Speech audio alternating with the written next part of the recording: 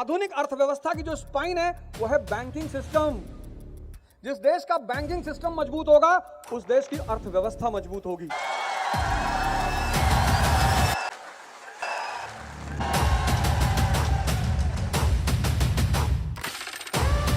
मैंने कहा जैसे आज तुम एक मेरे पिता की तारीफ कर रहे हो एक अच्छी मोची होने की, कल तुम्हारे बच्चे मेरी तारीफ करेंगे कि मैं अमेरिका के एक अच्छा राष्ट्रपति था। और 10 साल का मेंस का क्वेश्चन निकाल लो, 10 साल का प्रीलिम्स सारे सब्जेक्ट का, एक महीना ये काम कर डालो, 50% तुम्हारी तैयारी हो जाएगी।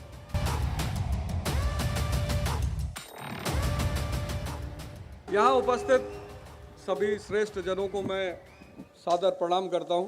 अब इससे पहले कि मैं कुछ बात करूं, पहले तो मैं ये बताऊं कि मेरे यहाँ आने की मुख्य वजह क्या है। वजह तो कई है, सबसे प्रमुख एक है कि 1994 में मैं इलाहाबाद से जा रहा था दिल्ली। कहानी जरूरी है। तो फतेहपुर में प्रयागराज रुकी, तो एक भाई से मैंने समोसा लिया और खाना शुरू कर दिया। उसने कहा भैया पैसा? मैंने कहा दे रहे हैं। तो वॉलेट था ही नहीं जेब में, तो समझ गया वो कि नहीं है पैसा। तो उसने कहा भैया कोई बात नहीं। मैं आज भी जब इधर से गुजरता हूं तो मैं उस आदमी को ढूंढता हूं। इतना अच्छा, इतना शरीफ, शहर बड़े छोटा है लेकिन लोग बहुत बड़े हैं। अब आज की शाम जिन 3-4 मुद्दों पे मैं बोलूंगा उसमें से सबसे पहला मुद्दा है एजुकेशन। एजुकेशन एक इतनी बड़ी ताकत है, इतनी बड़ी, कि डॉक्टर अंबेडकर जैसे लोग जो इतने साधारण परिवार में पैदा हुए, अछूत वर्ग में पैदा हुए, उस शिक्षा ने उनको भगवान बना दिया। कितनी बड़ी चीज है शिक्षा, भगवान। मैं यहीं से कहानी को शुरुआत करूंगा डॉक्टर अंबेडकर जी से। भगवान। एजुकेशन नौकरी के लिए नहीं है। हाँ, हम नौकरी करते हैं जरूरत की वजह से, लेकिन एजुकेशन नौकरी के लिए नहीं है। एजुकेशन परसेंटेज के लिए नहीं है। हमारी परसेंटेज अच्छी आए ये बहुत अच्छी बात है, लेकिन भारत, खासकर उत्तर भारत का जो समाज है, जहां जिसको लगता है कि सिर्फ परसेंटेज, इतना स्ट्रेस। आप देखो अभी कोटा में छोटे छोटे बच्चे सुसाइड कर रहे हैं। आपने तो समाचार पत्र पढ़ा होगा, न्यूज़ देखी होगी। शिक्षा स्ट्रेस देने के लिए नहीं है, शिक्षा प्रेशर देने के लिए नहीं है, शिक्षा अहंकार पैदा करने के लिए नहीं है। तो फिर शिक्षा है किस लिए? सबसे पहला मुद्दा यह कि शिक्षा है किस लिए। एक बार महाकवि कालिदास जी एक गांव से गुजर रहे थे, यात्रा पे थे, तो प्यास लगी उन्होंने, तो उन्होंने एक घर का दरवाजा खटखटाया। तो उसमें से एक बुजुर्ग महिला निकली। उन्होंने कहा माता जी मुझे प्यास लगी है। तो उस बुजुर्ग महिला ने कहा कि बिल्कुल मैं आपको पानी देती हूं, पिलाती हूं पानी। आप हैं कौन? उन्होंने कहा मैं पथिक हूं, यात्री। तो बुजुर्ग महिला मुस्कुराई। उसने कहा यात्री? यात्री दुनिया में सिर्फ 2 हैं जो दिन रात चलते रहते हैं, एक सूर्य और एक चंद्रमा। तुम दिन रात चलते हो तो तुम यात्री तो हो नहीं। बोले माता जी मैं मेहमान हूं। बोले मेहमान? मेहमान भी 2 ही लोग हैं, एक धन और एक जवानी।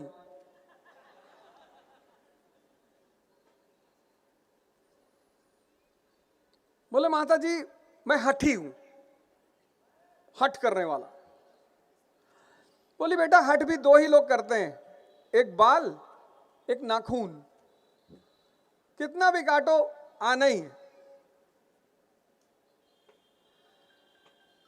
कालिदास जी ने कहा माता जी मैं मूर्ख हूं। बोले नहीं नहीं बेटा, मूर्ख भी 2 लोग होते हैं, एक राजा जो अपने चाटुकारों की ही सुने और जनता की भलाई पर ध्यान न दे, और एक इसके बेवकूफ दरबारी जो राजा को हमेशा खुश करने के फिराक में लगे रहते हैं।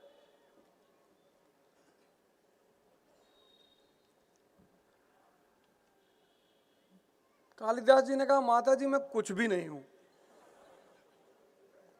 बोले कुछ तो हो बेटा, लेकिन चलो कोई बात नहीं, प्यास तुमको ज्यादा लगी है। बोले जी।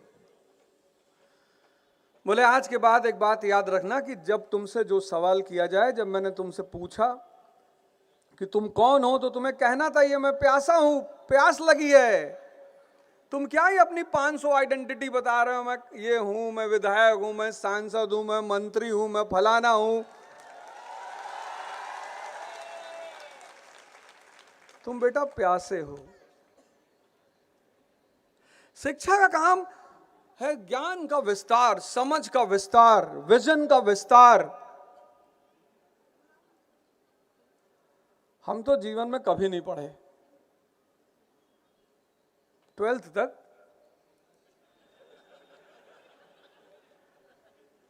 और सबसे बड़ा योगदान रहा मेरे पिताजी को, हमसे बार बार कहते थे बेटा पढ़ के कोई राजा नहीं होता। तो हमें कभी कभी लगता था कि यार कैसे पिताजी हैं यार, क्योंकि मैं बाकी लोगों को देखता था अपने बच्चों को मारते हुए, कोई आईटी की तैयारी कर रहा है, कोई पीएमटी कर रहा है, पढ़े जा रहे हैं, डॉक्टर बनेंगे। मैं कहता था फिर क्या करोगे। मेरे पिताजी ने मुझे मारा नहीं कभी, और पढ़ाई के लिए तो बिल्कुल नहीं मारा। उसका फायदा ये रहा कि जब मेरा पढ़ने का मन लगा, जब मुझे समझ में आया कि पढ़ाई होती क्या है। आज मैं यूपीएससी के स्टूडेंट्स को पढ़ाता हूं, लगभग पूरे भारत के स्टूडेंट्स मुझसे मिलते हैं, और एक से एक स्टूडेंट्स। और इस देश का जो युवा है उसकी क्षमता में तो कमी है ही नहीं। अब तुम लोग यहां चिल्ला रहे हो, कानपुर तक आवाज जा रही होगी। नहीं, अब इलाहाबाद कवर करने चक्कर में मत पड़ो, 80 किलोमीटर का दायरा बहुत है। इस देश के युवा में क्षमता की तो कमी है ही नहीं।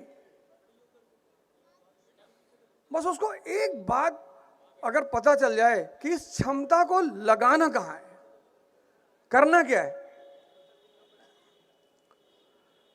पढ़े जा रहे हैं लोग, पढ़े जा रहे हैं, और पढ़ते पढ़ते पढ़ते एक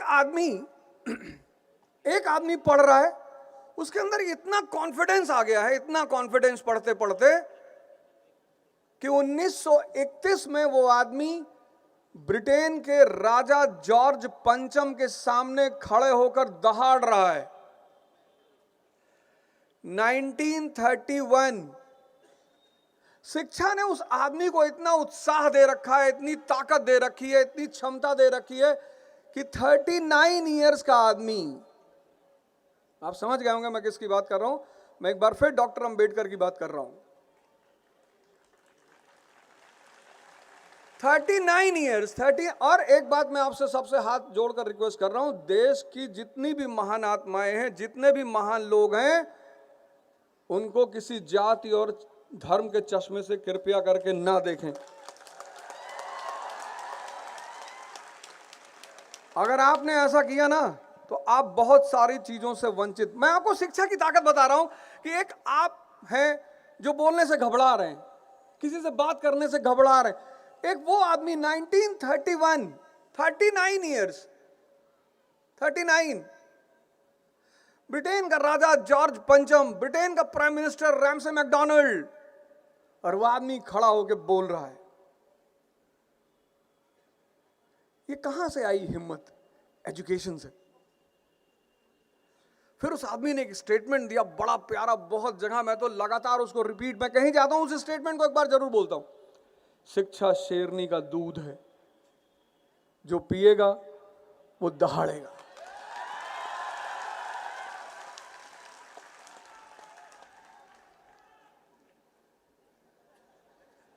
पीछे वाले लगता है लखनऊ तक भेजने के चक्कर में। अरे कानपुर बहुत है भैया, कानपुर तक जा रही बहुत है।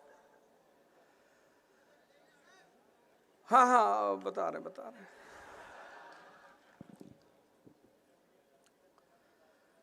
शिक्षा एक शक्ति है।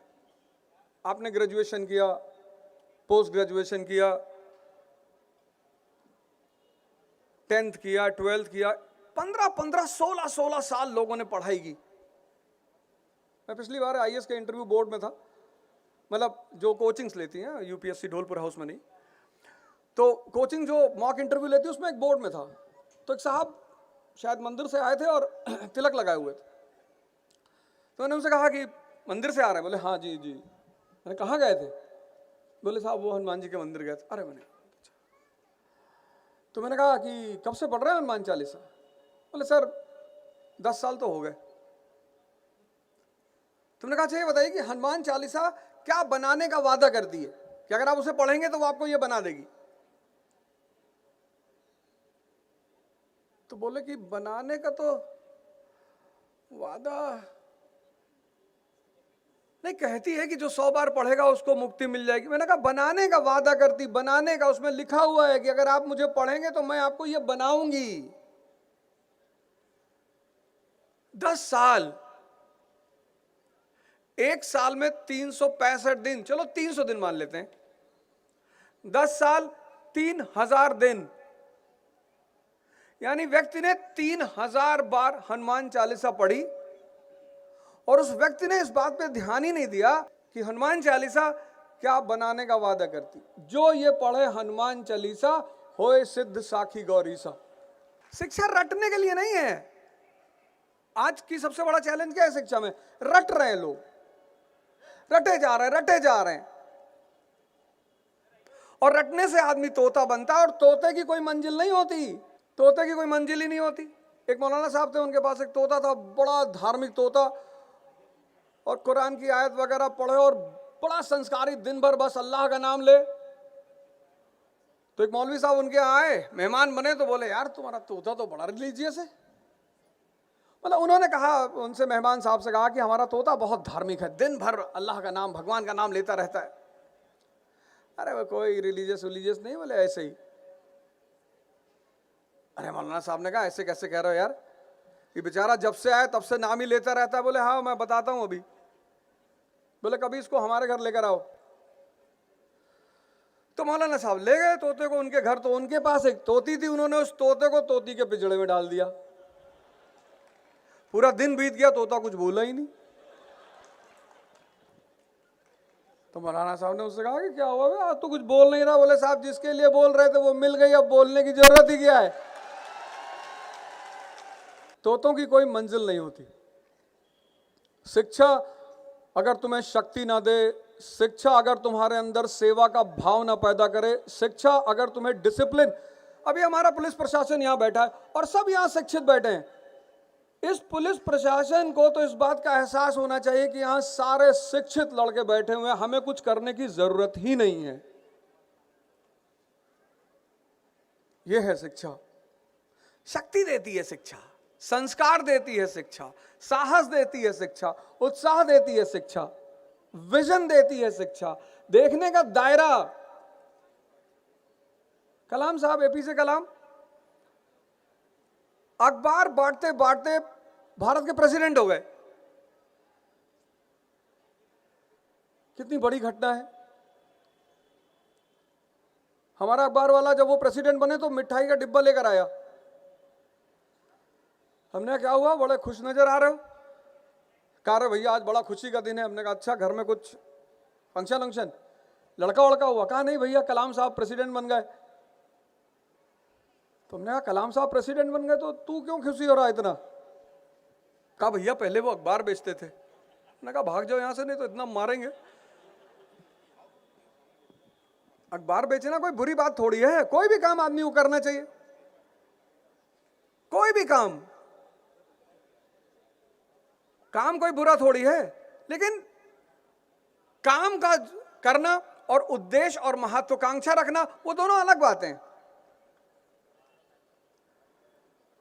साइंस पढ़ा आपने, हिस्ट्री वगैरह तो हमारे देश में पढ़ाते ही नहीं, 10th तक पढ़ाते हैं बस। और वो भी 10th तक टीचर बोलता है कि भैया देखो रट लो, इतिहास पढ़ के कोई राजा नहीं बनता। मतलब इतिहास पढ़कर किसी को नौकरी नहीं मिलती। ये बहुत अच्छी बात कहते हैं टीचर, क्योंकि इतिहास पढ़ के लोग राजा ही बनते हैं। ह्यूमैनिटीज का जो सब्जेक्ट है वो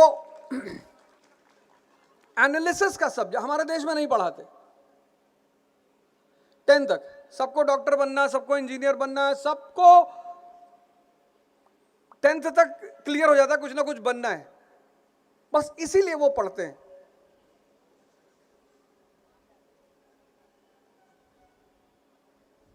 लेकिन मैंने कहा ना कि शिक्षा ना रटने के लिए, ना परसेंटेज के लिए, ना नौकरी के लिए, शिक्षा है इस दिमाग, ये जो तीसरी आंख है इसको खोलने के लिए। 1920 का भारत, 1920 का भारत गरीबी का भारत, 90% लोग गरीब। 1920 का भारत राष्ट्र है ही नहीं। 1920 का भारत 90% लोग अशिक्षित। अब इमेजिन करना, सिर्फ सुनना मत, उसको इमेजिन करो। 1920 का भारत 90% अशिक्षित, 90% गरीब, भारत राष्ट्र है ही नहीं। और उस परिस्थिति में एक आदमी यहां जन आंदोलन चलाने जा रहा है। आज 90% शिक्षित हैं, कम से कम 60% के पास पैसा है, और भारत एक राष्ट्र है। आज जन आंदोलन करना एक चुनौती है। 1920 और उस 1920 के भारत में एक महात्मा, जिसको हम महात्मा गांधी कहते हैं, उन्होंने असहयोग आंदोलन चलाया और हजारों लोग सड़क पर चलने लगे। ब्रिटिश पार्लियामेंट ने पत्र लिखा भारत के वाइसरॉय को कि ये क्या हो रहा है, ये कहां से आ रहे हैं लोग। अरे बोले साहब, पता नहीं कैसा दिमाग है साहब इस आदमी का। और उस आदमी ने एक छोटा सा सूत्र लगाया, व्यक्तिगत हित का सिद्धांत, पर्सनल इंटरेस्ट।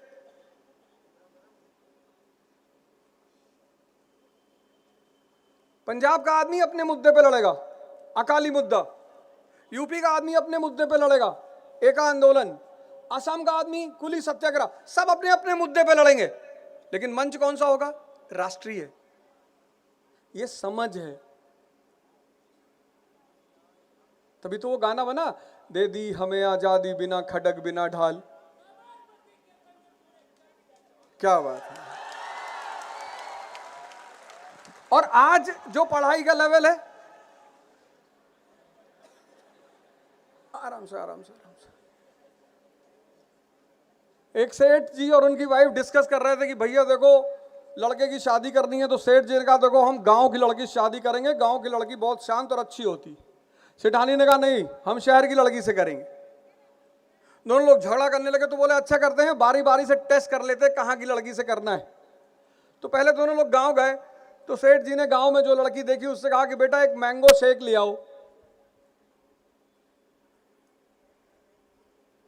तो लड़की ने मैंगो लिया, तावे पे सेका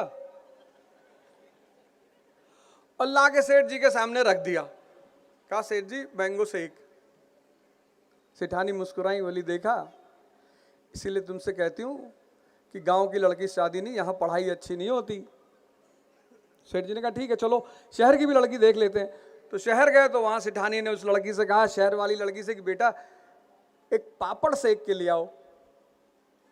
लड़की ने पापड़ लिया, मिक्सी में डाला, दूध डाला, शेक बनाया, लाके रख दिया। तो सेठ और सेठानी ने कहा कि देखो भैया, इससे बढ़िया लड़का कुंवारा ही रहे, ज्यादा अच्छा है। ना शहर का दोष है, ना गांव का दोष है। ये एजुकेशन सिस्टम पता नहीं क्या सिखा रही लोगों को।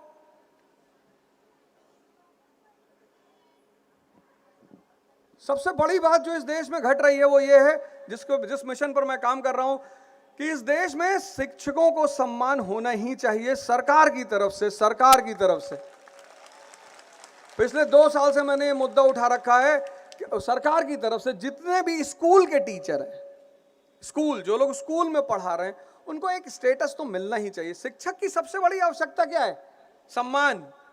तुम्हारा टीचर बाजार में मिला, तुम गए उसका पैर छू लिया, उसके बाद तो 58-60 ऐसे खड़ा हो जाता है तुरंत जाके वो। अगर शिक्षक से कुछ भी लेना है, कुछ भी, और खासकर ज्ञान तो लेना ही लेना है, तो एक बात का ध्यान रखो, उसको सम्मान बहुत दो यार। शिक्षक की जो सबसे बड़ी, पैसा तो वो जो भी ले ले, 2-4, 10,000, 20,000, 50,000 सबको मिल रहा है, लेकिन शिक्षक को सबसे बड़ी जो भूख है वो है सम्मान की। और जिस देश में शिक्षक महान होंगे और जिस देश में शिक्षकों का सम्मान होगा, वो देश स्वतः महान होगा। ये सबसे बड़ी रिक्वायरमेंट है। तो शिक्षा का उद्देश्य है इस दिमाग को खोलना, रटना नहीं करना, रटना नहीं है।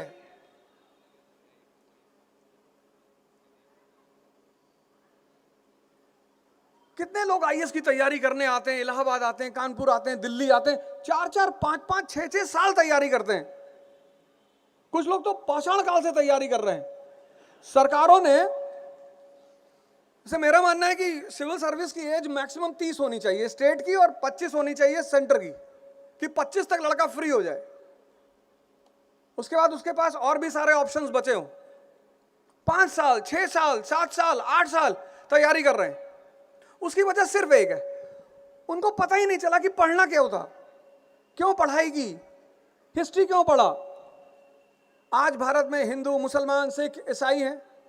अशोक के समय जैन, बौद्ध, ब्राह्मण। आज हिंदू, मुसलमान, सिख, अशोक के समय जैन, बौद्ध, ब्राह्मण। और भारत विभिन्नतावादी देश है। भारत के बारे में कहा जाता है यूनिटी इन डाइवर्सिटी, डाइवर्सिफाइड मुल्क है। और डाइवर्सिफाइड क्यों है? ज्योग्राफी की वजह से। खाना और कपड़ा ज्योग्राफी पर डिपेंड करता है।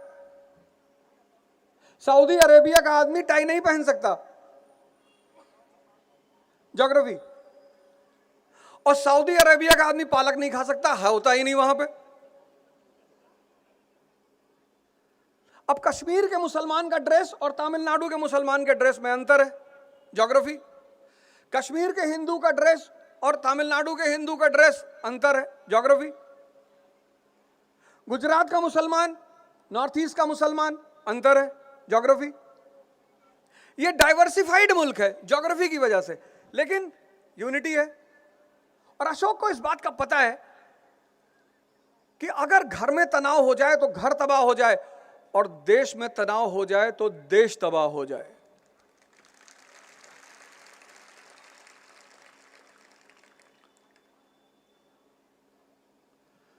तुम ऐसे बहुत सारे लोग, अगर घर में तनाव होगा तो तुम देखो तुम्हारी पढ़ाई पे, तुम्हारे व्यक्तित्व पे, सब पे असर पड़ रहा होगा। और वो प्राचीन काल का शासक सम्राट अशोक, तब तो राष्ट्र है ही नहीं, वो प्राचीन काल का शासक सम्राट अशोक, वो एक नीति लेकर आ रहा है, धम्म की नीति। और धम्म की नीति में वो क्या कह रहा है? सार वृद्धि। मतलब प्रत्येक व्यक्ति को, हर व्यक्ति के धर्म की जो आधारभूत बातें हैं उसे जाननी चाहिए। आज न हिंदू मुसलमान के बारे में जानता है, न मुसलमान हिंदू के बारे में जानते हैं, और सब एक दूसरे पे कमेंट कर रहे हैं। किसी को भी किसी के धर्म पर कमेंट कभी नहीं करना चाहिए।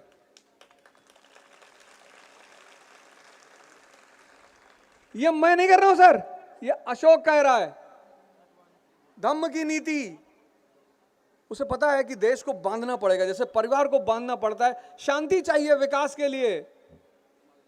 यह है शिक्षा। अब तुमने हिस्ट्री पढ़ा, सम्राट अशोक को पढ़ा, आज का भारत तुम देख रहे हो और तुम शासक बन गए, तो तुम्हें वो तुम्हारे लिए क्या बन गया? अशोक आदर्श बन गया कि नहीं, देश में तनाव नहीं होना चाहिए, देश में मतभेद नहीं होना चाहिए। हम आपस में लड़ेंगे, तुम अपने घर में ही देख लो, सास बहू का झगड़ा हो गया तो पड़ोस वाली आंटी सब्जी मांग के ले गई। अगर घर में झगड़ा है तो पड़ोसी फायदा उठाएगा, और हमारे पड़ोसी तो खैर एक ही पड़ोसी से हमारा पंगा है।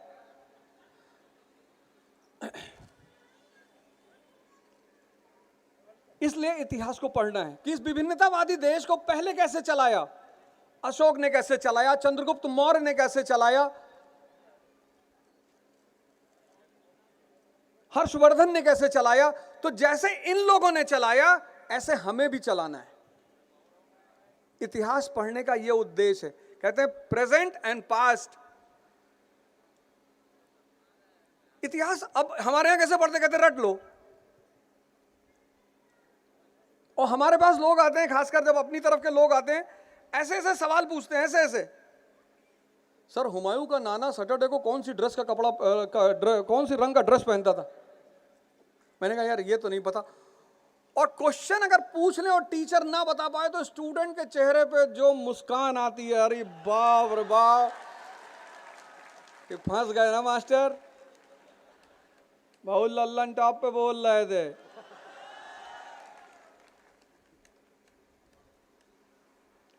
वो अशोक हमारे लिए आदर्श है। अगर आज मैं तुमसे पूछूं कि अफगानिस्तान की करेंसी का नाम बताओ, तुम नहीं बता पाओगे। बता तो मैं भी नहीं पाऊंगा क्योंकि है ही नहीं।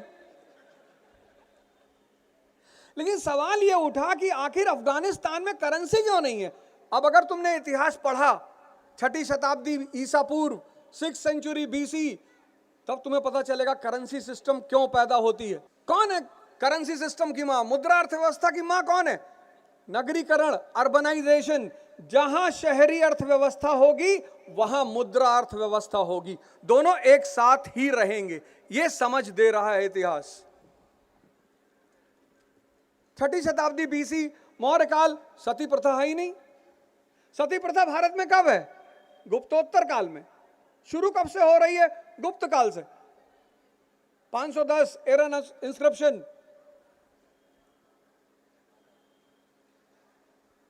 अब तुम्हें लगा कि यार ये सती प्रथा भारत में, इसका मतलब शुरू से नहीं थी। नहीं, ना 6th सेंचुरी BC में है, ना मौर्य काल में है, ना मौर्योत्तर काल में है। तो आखिर ये गुप्तोत्तर काल में प्रथा कैसे बन जा रही है?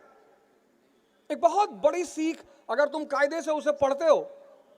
आज तुम अफगानिस्तान में स्त्रियों की दशा देखो।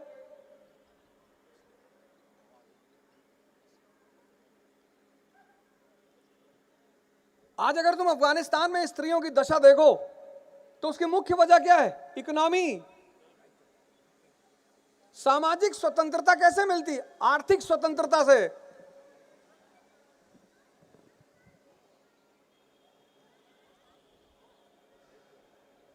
Social independence depends upon economic independence. वो मौर्य काल की जो स्त्रियां हैं, मौर्य काल में भारत का सबसे बड़ा निर्यात है मसाला, और मसाले के बाद दूसरा सबसे बड़ा निर्यात है कपड़ा। और कपड़ा बुनने का एकाधिकार किसके पास? महिलाओं के पास। यानी स्त्रियों की अर्थव्यवस्था में अहम भूमिका है। तो जब स्त्रियों की इकोनॉमी में अहम भूमिका है तो इसका मतलब उनकी आर्थिक स्थिति अच्छी है। तो जब आर्थिक स्थिति अच्छी है तो सामाजिक स्थिति अच्छी होगी कि नहीं होगी? बिल्कुल होगी। यानी अगर आज सरकार को महिलाओं की सामाजिक स्थिति अच्छी करनी है तो उन्हें क्या करना होगा? महिलाओं की आर्थिक स्थिति अच्छा करना होगा। इसलिए पढ़ना है इतिहास। इतिहास लड़ाई करने के लिए नहीं पढ़ना है, सीखना है, ग्रहण करना है। आज तो जितना एजुकेटेड आदमी होता जा रहा है उतना परेशान होता जा रहा है। हमारे सोसाइटी में एक साहब रहते हैं, इतने पढ़े लिखे, मैंने गलती से अपनी गाड़ी उनकी पार्किंग में खड़ी कर दी। अब जल्दी में थे, खड़ी कर दी। वो आए भागते हुए मेरे दरवाजे पे, कॉल बेल दबा दिया उन्होंने, मतलब बजाय नहीं, दबा दिया। कॉल बेल बजी जा रही और सौभाग्य से मैंने ही दरवाजा खोला। मैंने कहा भाई साहब, और जैसे ही मैंने खोला वो इतने गुस्से में थे, बोले मैं बहुत कुत्ता आदमी हूं। लाल एकदम गुस्से से कांप रहे थे। मुझे हंसी आ गई तो मैंने धीरे से पूछा कि भाई साहब ब्रीड कौन सी है? कहने लगे मुझे तो पता है तुम बदतमीज हो। मैंने कहा भाई साहब आपने ही कहा, अभी आपने कहा मैं कुत्ता हूं, मैंने कहा। तब उन्हें एहसास हुआ कि यार ये तो मैं गुस्से में खुद ही को गाली दे गया। ये हालत है। अगर पढ़ने से क्रोध आ रहा है तुमको, भगवान राम को तो नहीं आता, समंदर के सामने खड़े हैं, भगवान है, हाथ जोड़ रहे हैं, हाथ। यहां गांव का प्रधान टोल बूथ पे कहता है प्रधान है, गाड़ी के पीछे लिखा हुआ प्रधान। और कभी कभी तो लिखा हुआ पूर्व प्रधान। और नाहक में भगवान थोड़ी है। 3 दिन हाथ जोड़ रहे हैं, 3 दिन, 3 घंटे नहीं, 3 दिन। अभी मैं यहां इतने सारे लोग बैठे हो, बहुत सारे पोस्ट ग्रेजुएट लोग बैठे होंगे। अगर मैं तुमसे पूछूं कि भारत में किस घटना ने भारत को एक राष्ट्र बनाया, तो शायद ही इतनी भीड़ के, युवाओं की भीड़ में कोई हाथ उठा के बताएगा कि मैं बताऊंगा भारत को किस घटना ने राष्ट्र बनाया। आपने कभी सोचा ही नहीं होगा।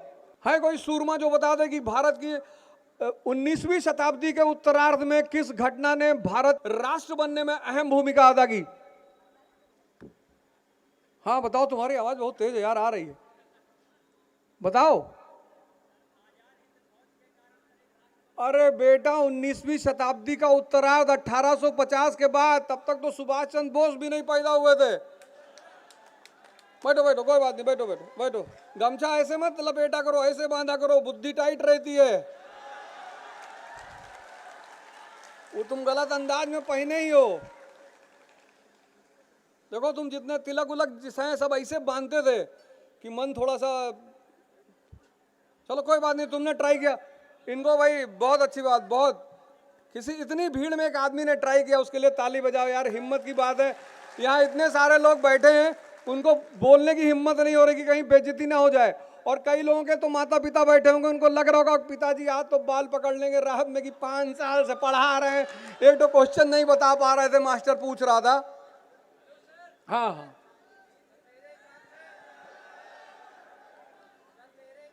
नहीं बेटा नहीं, तुम्हारे माँ बाप तो नहीं है यहाँ? बैठो बैठो बैठो बैठो, कोई बात नहीं, बैठो, कोई बात नहीं, कोई बात, बैठो। कितनी बड़ी बात है। यही मेरा पहला पॉइंट मेरा था, वो यही था कि शिक्षा का काम है देखने की क्षमता का विस्तार। अरे भैया, 19th सेंचुरी 1850 के बाद 1853 में पहली घटना घटी, infrastructural revolution. Railway line Mumbai से ठाणे, और जैसे इंफ्रास्ट्रक्चर बना वैसे ही रेलवे, वैसे ही 1854 कॉटन मिल, औद्योगिक क्रांति की शुरुआत। और औद्योगिक क्रांति की शुरुआत आधारभूत घटना बनी भारत एक राष्ट्र बनने की होड़ में। किसने फंड किया पैसा कांग्रेस को? पूंजीपतियों ने। कांग्रेस बनने के लिए किसने पैसा फंड किया? पहली बार जो भारत के खिलाफ अन्याय हो रहा है, किसने पॉलिटिकल पार्टी बनाई? ईस्ट इंडिया एसोसिएशन, दादा भाई नौरोजी, 1866। व्यापारी हैं। पढ़ा तुम सब ने? हिस्ट्री क्यों पढ़ना है ये देख लो। क्यों पढ़ना है? तुम भागे जा रहे हो, किताब उठाए जा रहे हो, किताब बदले जा रहे हो, किताब खरीदे जा रहे हो, नोट्स, जिसका नोट्स मिल जाए। ज्योग्राफी, ज्योग्राफी अगर तुम नहीं पढ़ोगे,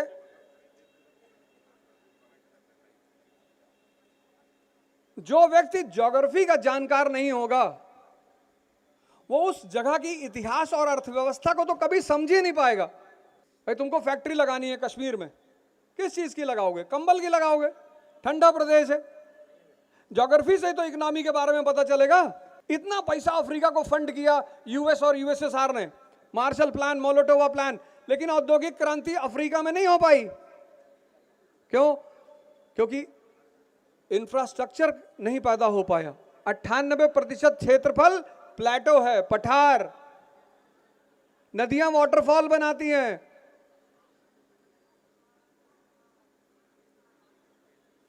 दुनिया का सारा तेल रिजर्वॉयर किसके पास? अरब के पास। और अरब को हुक्म कौन देता है? इजराइल। तुम्हें कभी यह बात परेशान नहीं करती कि भैया एनर्जी तुम्हारा, संसाधन तुम्हारा, रिसोर्स तुम्हारा, सुनते हो तुम यूनाइटेड स्टेट्स ऑफ अमेरिका और इजराइल की हो? क्योंकि तेल बेचते हैं किसमें? डॉलर में। आधुनिक अर्थव्यवस्था की जो स्पाइन है वो है बैंकिंग सिस्टम। जिस देश का बैंकिंग सिस्टम मजबूत होगा, उस देश की अर्थव्यवस्था मजबूत होगी। तो पहला काम यह करना है, अब आज से पढ़ने की एक नई शुरुआत करो। आने वाले इस हफ्ते में मतलब अगले 10 अक्टूबर तक इकरा आईएएस के प्लेटफॉर्म से एक वीडियो यूट्यूब पे पड़ेगा कि किस सब्जेक्ट को किस लिए पढ़ना चाहिए और किस किताब से पढ़ना चाहिए, क्योंकि इंडिविजुअली तो हमारी आपसे बात हो नहीं पाएगी। तो ये मैंने परसों मेरा एक प्रोग्राम था तो वहां भी यही बात हुई, तो मैंने ये निर्णय लिया कि नहीं, एक वीडियो बनाएंगे कि हिस्ट्री क्यों पढ़ना है। अब्राहम लिंकन और जितने लोग जितने लोग तैयारी कर रहे हैं उन सबसे मैं निवेदन करूंगा कि भैया बायोग्राफी और ऑटोबायोग्राफी जरूर पढ़ो, क्योंकि ये संघर्ष सिर्फ तुम्हारा नहीं है। यहां जिसने भी सपना देखा उसको संघर्ष करना पड़ा। जिसने आंख खोलकर देखा, जिसने बंद आंखों से देखा वो तो मस्त रहा। जिसने आंख खोल के सपना देखा उसे संघर्ष करना पड़ा, कोई बचा ही नहीं। किसी ने 50 से पहले कर लिया, कोई 50 के बाद कर रहा है, पर कर सभी रहे हैं। अब्राहम लिंकन राष्ट्रपति बनकर अमेरिका के सीनेट में पहुंचता है वो आदमी, और एक सीनेटर खड़ा होता है, कहता मिस्टर प्रेसिडेंट आपके पिताजी एक बहुत अच्छे मोची थे। हिंदुस्तान का आदमी तो झगड़ा कर लेता, एफआईआर करा देता जाके कि हमें पापा गाली दे रहे हैं। उसने कहा मिस्टर सेनेटर आपके पिताजी एक बहुत अच्छे मोची थे और उनका बनाया हुआ जूता मैंने पहन रखा है। अब्राहम लिंकन मुस्कुराए, बोले अच्छा, thank you for appreciating my father, मेरे पिता की तारीफ करने के लिए धन्यवाद। मैं कोशिश करूंगा कि जैसे मेरे पिताजी एक अच्छे मोची थे, मैं अमेरिका का एक अच्छा राष्ट्रपति बनूं, जैसे आज उन्होंने कहा जैसे आज तुम एक मेरे पिता की तारीफ कर रहे हो एक अच्छी मोची होने की, कल तुम्हारे बच्चे मेरी तारीफ करेंगे कि मैं अमेरिका का एक अच्छा राष्ट्रपति था। और पूरी सीनेट खड़ी होकर ताली बजाने लगी। यहां तो झगड़ा कर ले आदमी। तो शिक्षा का काम है तुम्हारे विजन को बढ़ाना। वो जो एग्जाम लेते हैं कंपटीशन, सेकंड पॉइंट में उसी पे आ रहा हूं, ये जो कंपटीशन लेते हैं ये आपके विजन को चेक करते हैं, उस पर आप कभी ध्यान ही नहीं देते हो। इस बार का आईएएस का प्रीलिम्स का पेपर देखा, पूरा न्यूज़पेपर का पेपर, पूरा न्यूज़पेपर का। उनको पता है इस देश का लड़का न्यूज़पेपर पढ़ता नहीं, और उत्तर भारत का तो बिल्कुल नहीं पढ़ता। और उत्तर भारत के न्यूज़पेपर की अपनी अपनी न्यूज है। साउथ के न्यूज़पेपर तो चलो ठीक है, उनकी अलग न्यूज है। उत्तर भारत के न्यूज़पेपर को उनकी तो अपनी न्यूज है। वो भी बेचारे क्या करें, जो जनता की मांग है वही वो छापेंगे। अब फ्रंट पेज पे छाप दिया, 5 बच्चों की मां प्रेमी के साथ फरार।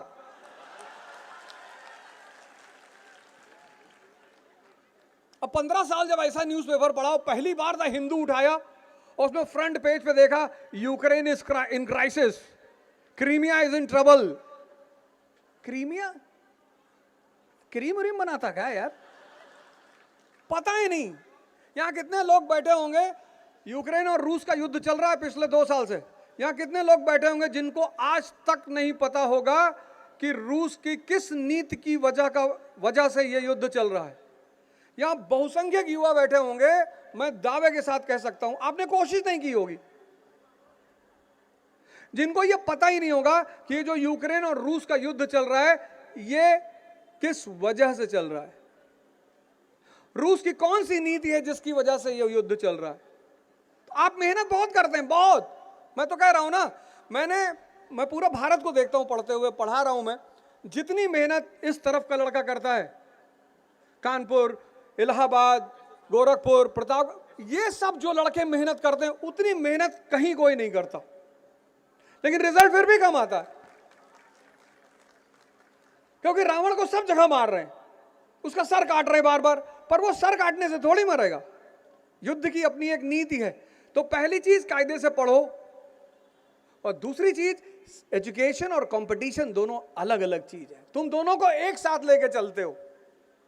तो पहली गलती तो तुम ये करते हो कि तुमने कायदे से पढ़ा ही नहीं। पढ़ा बहुत, ये तो मैं एक्सेप्ट करता हूं, बहुत पढ़ा। हमारी तरफ का लड़का 10 घंटे बैठ जाएगा तो बैठा ही रहेगा, 10 घंटा, 12 घंटा, 14 घंटा पढ़ रहे हैं लड़के बैठ के, रिजल्ट क्यों नहीं आ रहा है? क्योंकि शिक्षा और एजुकेशन में डिफरेंस, शिक्षा और कंपटीशन, एजुकेशन और कंपटीशन।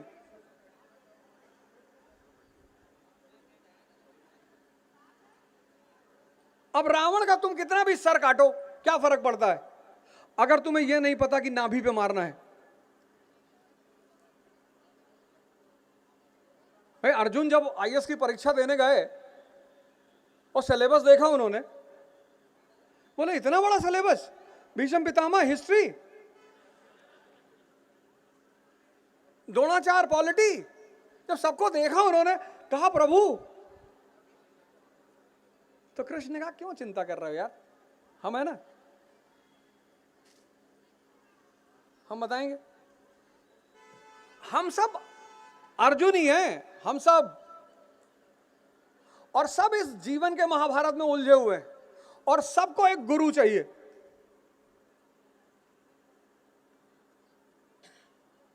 कंपटीशन मतलब युद्ध। आप कॉलेज में हो, आप ग्रुप बनाते हो, गैंग बनाते हो, पार्टी करते हो, बहुत अच्छी बात है कॉलेज में, और होता क्या है, सबकी तमन्ना होती कॉलेज जाना, कॉलेज जाना, सबकी। हम भी 10th से सोच रहे थे कॉलेज जाना, कॉलेज जाना है। कॉलेज एक आजादी देता है, उम्र के साथ एक आजादी, एक अनुभव। घर से पहली बार निकलते हो, अब फतेहपुर से पढ़ने गए आगरा, और आगरा विश्वविद्यालय में तुम्हें फतेहपुर का एक और लड़का मिल गया, बड़े खुशी हुए थे, अरे भाई नमस्कार, और कहाँ घर है, बोले वही सिविल लाइन में मेरा भी, अरे अरे, दोनों लोग गले मिले।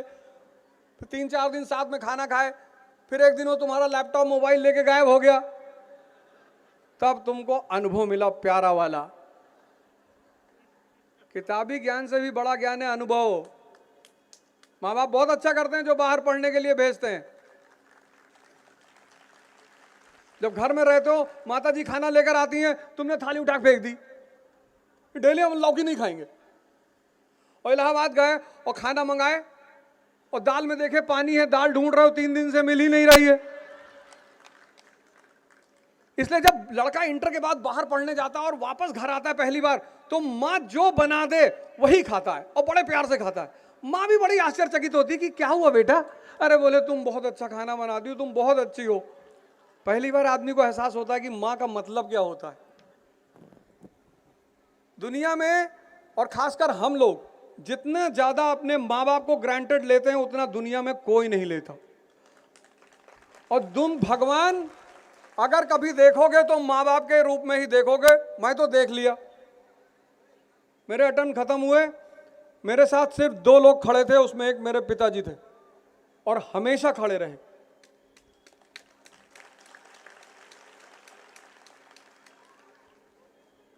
कभी कभी जीवन में हारना भी बहुत जरूरी होता है। हारने से पता चलता है कि असली दुनिया का असली रूप क्या है।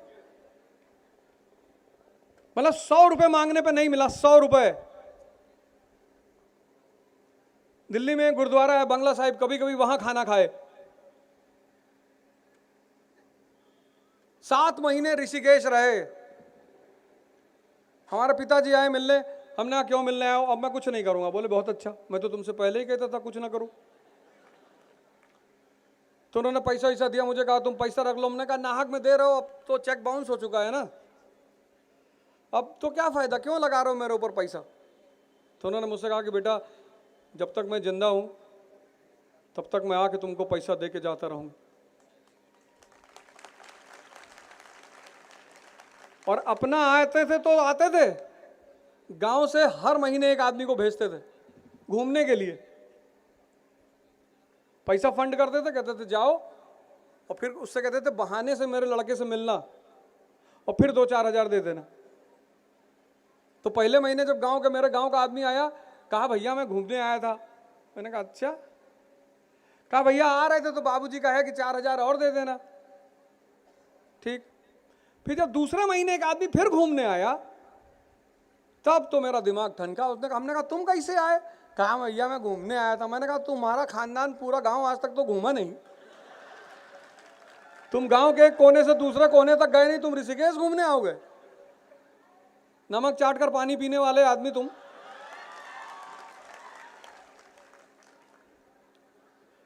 माँ बाप की बहुत इज्जत किया करो, बहुत। मतलब वही दो लोग हैं ना जो तुमको अकारण मदद करें बिना मतलब। बाकी कोई एक गिलास पानी पिलाएगा तो कुआं खुदवाएगा तुमसे, ये सूत्र याद रखना। जो भी माँ बाप के सिवा पानी पिलाएगा एक गिलास, वो तुमसे कुआं खुदवाएगा। तो जब तुम एजुकेशन से बाहर निकलो और कंपटीशन देने जा रहे हो, तो कम से कम अब तुम अपने आप को योद्धा मानो, वॉरियर।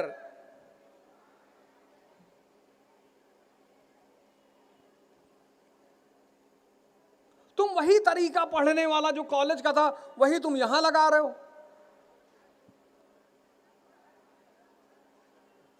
पानीपत का पहला युद्ध हुआ 1526। 40,000 की सेना है बाबर के पास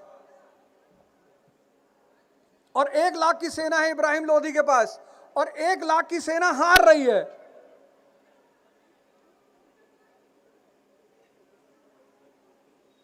और बाबर जीत रहा है। क्यों? युद्ध की स्ट्रेटजी। एक किताब है विपिन चंद्रा मॉडर्न इंडिया की, उस पूरी किताब से आज तक यूपीएससी ने 50 फैक्ट से ज्यादा पूछा ही नहीं, पूछा ही नहीं। जब तुम कोई चैप्टर पढ़ते हो, तुम तो अंडरलाइन किए जाते हो, और सब अंडरलाइन। कुछ लोग तो अंडरलाइन करते 10-10 पेन से, एक लाल, एक नीला, एक पीली, बाद में बदला किताब ही फट गई।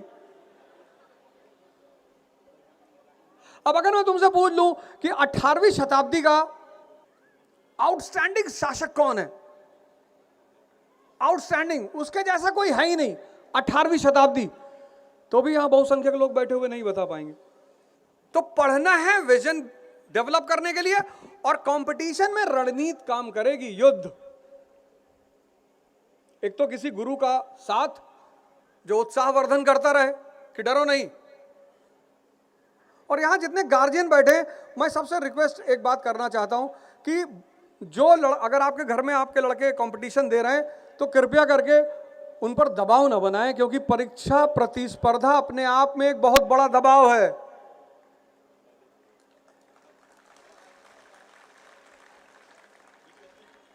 आपका बच्चा जब आपको फोन करे शाम को कि पापा कैसे हैं, कह दो बहुत अच्छे, 100 करोड़ की डील हो गई है।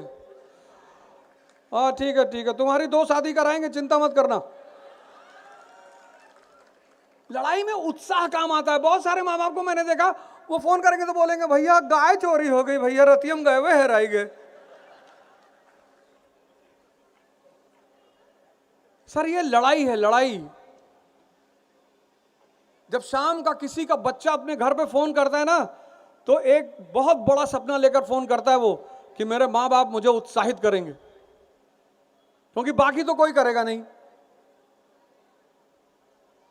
या तो टीचर करेगा या माँ बाप करेगा। टीचर का अपना हित जुड़ा हुआ है, हर नामी टीचर के पीछे उसके नामी स्टूडेंट होते हैं। अगर विवेकानंद नहीं होते तो रामकृष्ण परमहंस को कोई नहीं जानता। इसलिए टीचर का एक बहुत बड़ा स्वार्थ होता है, और वो स्वार्थ ये होता है कि हमेशा वो काबिल लड़के के पीछे खड़ा हो जाता है कि इसकी काबिलियत इसको सफलता दिलाएगी, और जब ये सफल होगा तो इसके नाम के साथ मेरा भी नाम जोड़ा जाएगा। इसलिए हर टीचर ये चाहता है, हर टीचर, कि मेरा स्टूडेंट सफल हो।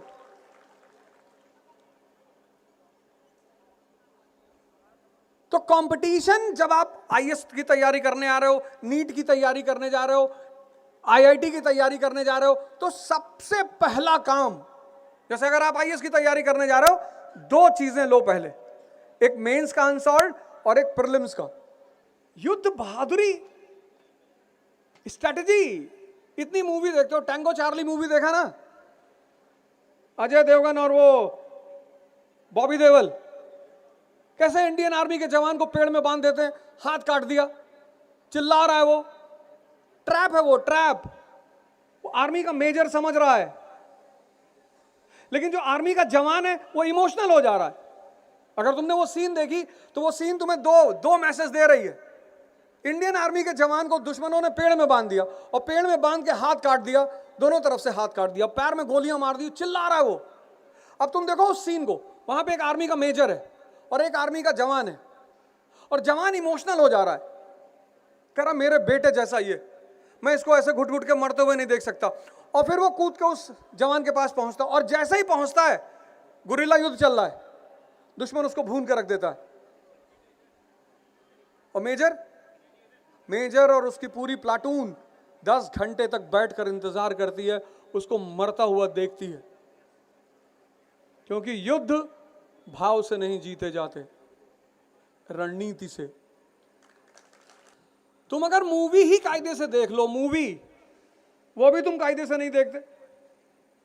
किताब पढ़ना तो चलो, और एक बीच में एक खासकर युवाओं से अपील है कि भैया अगर हो सके तो मोबाइल को डाइवोर्स दे दो।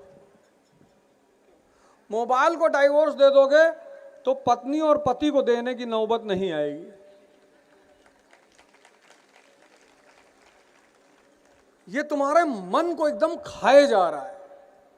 टीवी थी तो कम से कम संडे को प्रोग्राम आता था हमारे समय, और टीवी और लैंडलाइन वाला फोन घर में था। अब तो 24 घंटे आप बाहर भाग रहे हैं, 24 घंटे। जब पढ़ाई करो, ध्यान करो, पूजा करो, मोबाइल बंद करके रख दो। और एक नंबर ऐसा रखो जो सिर्फ मां बाप के पास रहे कि वो जब चाहे तब तुम्हें फोन कर ले। बाकी, क्योंकि अजीब विचित्र लोग हैं ना, 2 बजे रात में एक साहब हमको फोन करते हैं, सो रहे हो? मैंने कहा नहीं, खेल रहे हैं, आओ। अब 2 बजे रात में कोई फोन करेगा तो डर जाएगा। कुछ टाइम पीरियड ऐसा होता है, अगर उस वक्त किसी का फोन बज रहा है तो आप डर जाओगे। जैसे सुबह 5 बजे किसी का फोन बज रहा है, आप डर जाओगे कि कोई घटना तो नहीं घट गई। 2 बजे रात में फोन बज रहा है तो आप डर जाओगे। 1 बजे के बाद और 7 बजे तक अगर फोन घनघनाएगा तो एक बार डर पैदा होगा कि यार कोई कुछ घटना तो नहीं हुई। आप मजबूरी में उठाओगे। अगला आदमी उधर से कह रहा, भैया हमको नींद नहीं आ रही थी। नींद नहीं आ रही थी तो फतेहपुर से कानपुर पैदल चले जाओ, दूसरे की जान क्यों ले रहे हो? अनसॉल्व ले लो, अनसॉल्व। कंपटीशन अगर जीतना है तो रणनीति बनाओ। अब एजुकेशन में, बीए में तुम्हें यह सोचना है कि हिस्ट्री क्यों पढ़नी है, लेकिन जब आईएएस की परीक्षा दोगे तब तुम्हें यह निकालना है कि हिस्ट्री में क्या पढ़ना है। फर्क हो गया दोनों में। वही हिस्ट्री जब तुम बीए में पढ़ रहे हो तो तुमको क्या सोचना है कि हिस्ट्री क्यों पढ़नी है, लेकिन वही हिस्ट्री जब तुम आईएएस में तैयार कर रहे हो तो कॉन्सेप्ट बदल गया कि हिस्ट्री में क्या पढ़ना है।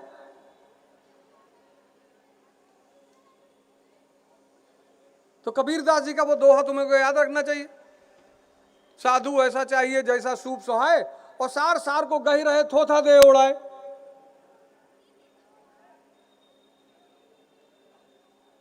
और ये तुम्हें बताएगा कौन? ये कोई बताए ना बताए, तुम सिर्फ मान लो तुम चैप्टर पढ़ रहे हो गांधी, पिछले 10 साल का क्वेश्चन निकाल के ग्राफ बना लो। 2011, 12, 13, 14, 15, 16, 17, 18, 19, 20, 10 साल का ग्राफ बना लो गांधी का। 11 में क्या पूछा, 12 में, 13 में, पूरा ग्राफ। टाइम दो खुद को, अपने आप को। 10 साल का तुम जैसे ही ग्राफ बनाओगे तुमको तुरंत पता चल जाएगा क्या पूछा। उस पर तुम मेहनत नहीं करते। तुम तो तावीज ढूंढ रहे हो ना। वो दैनिक जागरण वागरण में, हिंदुस्तान में ऐड आता है, नौकरी, सौतन, प्यार, बाबा हाजी मस्तान, 24 घंटे में समाधान।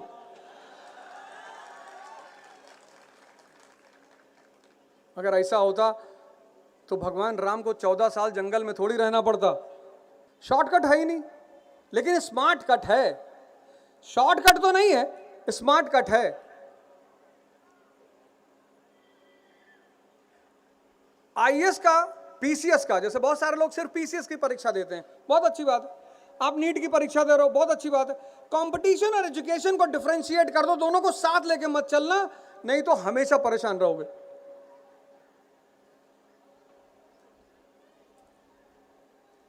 और 10 साल का मेंस का क्वेश्चन निकाल लो, 10 साल का प्रीलिम्स, सारे सब्जेक्ट का। एक महीना ये काम कर डालो, 50% तुम्हारी तैयारी हो जाएगी। और नहीं हुई तो यही बगल कानपुर में है, हर महीने आते हैं। एक महीना, एक महीना, एक महीना सिर्फ ये काम कर लो कि सिलेबस सामने रखो, अनसॉल्व मेंस का, अनसॉल्व प्रीलिम्स का, सॉल्व ले लो प्रीलिम्स का, और चैप्टर वाइज सारे क्वेश्चंस की फाइल बना लो, और 50% तुम्हारी लड़ाई आसान हो जाएगी। अब तो तुम्हारे जमाने में सबसे अच्छी बात पता क्या है, YouTube पे एक से एक टीचर आ गए हैं पढ़ाने के लिए, और अच्छा पढ़ा रहे हैं।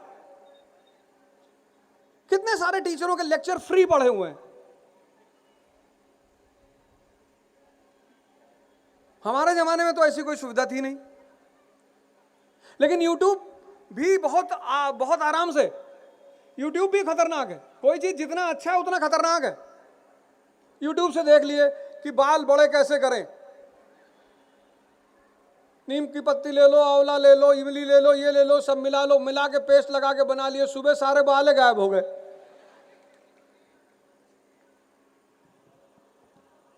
आज जो युवाओं में हार्ट अटैक हो रहा है उसकी सबसे बड़ी वजह क्या है, यूट्यूब जैसे चैनलों से दवाई पढ़ रहे हैं। इस देश में तो अजीब अजीब नशा है ना। यहां आदमी गोरा होना चाह रहा है, फेयर एंड हैंडसम लगा रहा है। अरे ताकत पैदा करो, ताकत। शक्ति की पूजा होती है।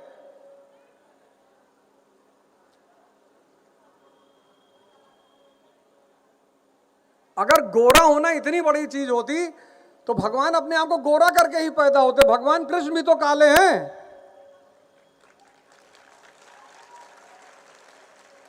शक्ति है, कहीं पहाड़ उठा लिए, पहाड़ कोई आदमी उठा ले। अभी तुम किसी के सामने बुलेट उठा लो ऐसे हाथ में, पूरा मोहल्ला तुम्हें नमस्ते करने लगे, भैया नमस्ते।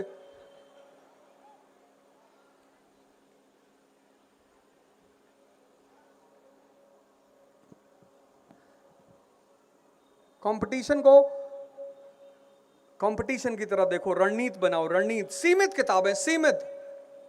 10 तारीख तक वीडियो आ जाएगी इकरा के चैनल पर, यूट्यूब पर। उसमें आपको पूरा हर सब्जेक्ट क्यों पढ़ना है और कौन से सब्जेक्ट की कौन सी किताब पढ़ना है, सब बता दिया जाएगा। तैयारी 2 साल की होती, मैं बता दे रहा हूं, कोई कुछ भी कहे, तैयारी 2 साल की होती है। पहले साल सारे कॉन्सेप्ट को तैयार करना, और दूसरा साल उससे भी जरूरी, जो दूसरे साल वाला प्रोजेक्ट नहीं करेगा उसका सिलेक्शन नहीं होगा। सुन लो वो क्या है, प्रिपरेशन की प्रैक्टिस।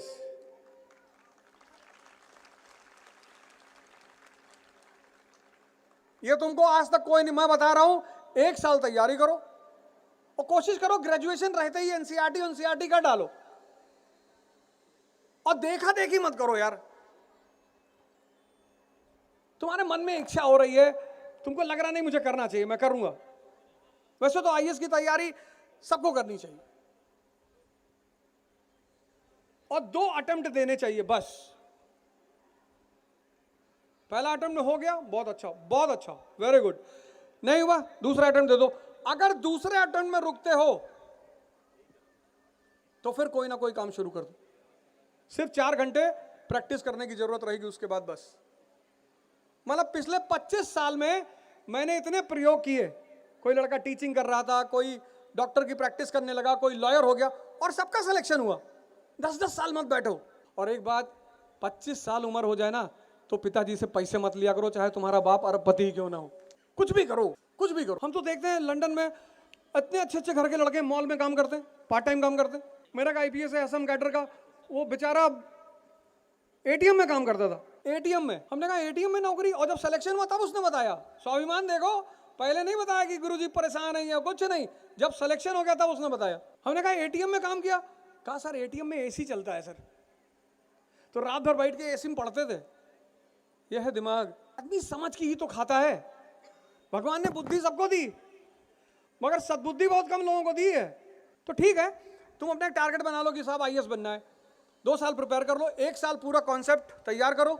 घबराने की कोई जरूरत नहीं, कोई जरूरत नहीं। कभी भी तुम्हें कोई दिक्कत आए, कोई परेशानी हो, जिंदगी मुश्किल में लगने लगे, चारों तरफ अंधेरा छा जाए, आकर अवध ओझा से मिलना। कोई यहां जिंदगी में, और मालिक से हमेशा कहना कि प्रभु संघर्ष ना खत्म हो प्रभु। तुम राजा भी बनना चाहते हो, कहते तो भैया लड़ाई ना हो, मास्टर जी ताबीज मिलेगी। और चौथा काम करना ही है। जीवन मैंने कहा शुरुआत में संघर्ष है। वो तुम्हें एहसास होगा, अभी थोड़ा सा और बड़ा होगे तो एहसास होगा। जब तुम क्लास 10th में थे तो पापा मम्मी क्या कहते थे कि बेटा 10th के नंबर बहुत इंपॉर्टेंट होते हैं, बहुत। और तुम्हारी वो बरेली वाली मौसी का लड़का 98 लाया था, अब तुम मर मर के 98.4 लाए। फिर माँ बाप ने कहा कि 12th आखिरी पढ़ाई है बेटा, 12th आखिरी। फिर तुम जूझे 12th में पढ़े, फिर 12th के बाद तुम आ गए कंपटीशन में, फिर IIT क्वालिफाई कर लिए, तुमको लगा कि यार हम तो इंद्र के सिंहासन में बैठ गए। लेकिन IIT सबसे ज्यादा दहेज इस देश में सिर्फ IAS के लोगों को मिलता है। अब तुम्हारे घर वालों ने चुनौती दे दी कि देखो तुम IIT क्वालिफाई कर चुके हो यार, पर IAS भी दे दो।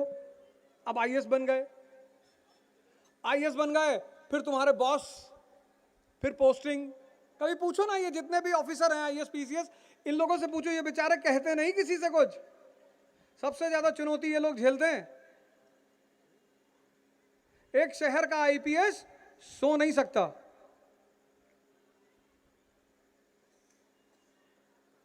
पूरे शहर की जिम्मेदारी, सुरक्षा। अभी तो बड़ा मौज कर रहे हो तुम, कल जब IPS, इस जीवन में संघर्ष कभी खत्म नहीं होगा। फिर संघर्ष से निपटने के लिए क्या करना है? शक्ति पैदा करनी है। शक्ति कहां से आएगी? योग से, ध्यान से। आज के युवा की जो सबसे बड़ी दिक्कत है, वो बिना शक्ति के संघर्ष कर रहा है, तभी तो गुटखा खा रहा है। बादाम वाला तेल लगा रहा है, बादाम वाला शैम्पू लगा रहा है, बादाम वाला साबुन लगा रहा है, खा रहा गुटखा, डियो लगा रहा है। Complan, I am a Complan boy. वो कॉम्प्लान बॉय वॉशरूम में जाया, छिपकली देखा, बेहोश हो गया। वो हमारे मामा का लड़का है, उस सांप वहां पकड़ के नचाता रहता, गांव में रहता है, ऐसे कोबरा वोबरा पकड़ लेगा उठा के। वो कोई कॉम्प्लेन नहीं पीता, वो सुबह उठता है 8-10 बासी रोटी खा लेगा, इतना चावल वावल सान के खा लेगा, शरीर में ताकत है, कहीं बैल से लड़ जाएगा, कहीं पेड़ पकड़ के हिलाएगा। शक्ति से उत्साह पैदा होता है, गुटखा खाने से उत्साह पैदा नहीं होता, शक्ति से।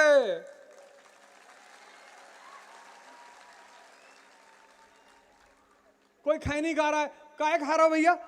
सर ये BBC है। BBC बुद्धिवर्धक चूर्ण सर। अगर ये बुद्धिवर्धक चूर्ण है तो सब रिक्शे वाले तब तो DSP हो जाए। उल्टा सीधा कॉन्सेप्ट बना लियो जीवन में। इस देश की सबसे बड़ी विधा, सबसे बड़ी और सबकी है वो। इस देश में जो कुछ है वो सबका है। India is for Indians. और जब हम इंडियंस कहते हैं तो उसमें सब हैं, हिंदू, मुसलमान, सिख, ईसाई, अपर कास्ट, लोअर कास्ट, सबका ये देश है, सबका, बराबर का। आजादी की लड़ाई पढ़ोगे, सब ने कुर्बानी दी है। तो इस देश में जो कुछ भी है वो सबका है।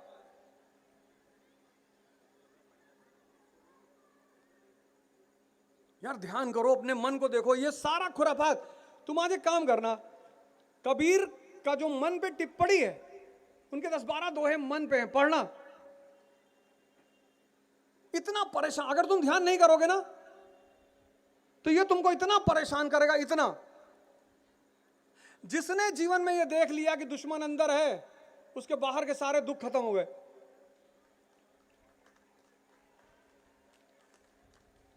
तुम देखो, तुम सोचते हो कि कल सुबह 4 बजे उठेंगे, और शाम को ये बड़ा ताव में रहता है बहुत कि बस कल से फाड़ डालना है सब एकदम, और बस बहुत हो गया, पापा का पैसा बहुत बेकार हो रहा है, पापा को कुछ करके दिखाना है अब, और मामा जो मम्मी का मजाक उड़ाते हैं उनको भी देखना है। और रात में बड़ा ताव में रहेगा और सपना बनाएगा, ये करेगा, और 4 बजे का अलार्म लगेगा, और जैसे ही 4 बजेगा ये पता क्या कहेगा? कहेगा 5 मिनट और। ये 2 घंटा नहीं कहेगा, इसकी तुम स्मार्टनेस देखो, ये नहीं कहेगा 2 घंटा और, कहेगा 5 मिनट। और तुमको लगा यार 5 मिनट कोई ज्यादा तो होता नहीं, अब तुमने आंख बंद कर ली, नींद खुली 9 बजे, और जब 9 बजे सुबह नींद खुली तब ज्यादा, तब ये जलील करता है कि उठ ही नहीं पा रहे हो, कुछ कर ही नहीं पाओगे जिंदगी में।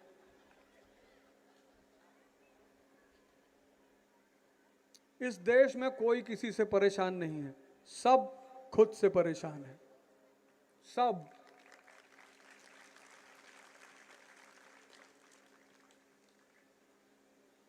तुम्हारा ड्राइवर तुम्हारे हाथ में है ही नहीं। मैं एक साहब के, मेरे एक दोस्त है, उनका भतीजा दिल्ली में पढ़ रहा था, तो हमसे कहा अवध उसको 5,000 रुपये दे देना, उसको जरूरत है। हमने कहा दे देंगे। गए देने कमरे पे, तो हल्दी शहद वहद मुंह पे लगाया हुआ था। तो हम देखे उसको, तो हमने कहा कि जल गए क्या? कहा नहीं अंकल, वो हम ये क्या लगाए हो? कहा हल्दी और शहद लगाए हैं। हमने कहा क्यों?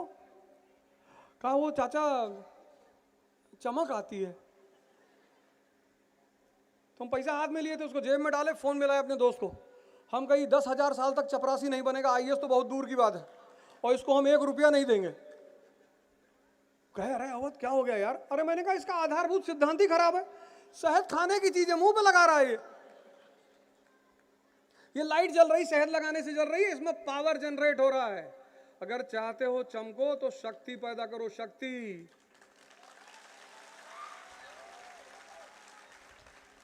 सुबह उठ नहीं पा रहे हो, दूसरों को देश दे रहे हो, माँ बाप से कह रहे हो तुमने हमारे लिए क्या किया? तुमको पाल पोस कर इतना बड़ा कर दिया, अगर 5 साल की उम्र में सड़क पे छोड़ देते तो भीख मांगते और दूसरों की गाड़ी साफ करते।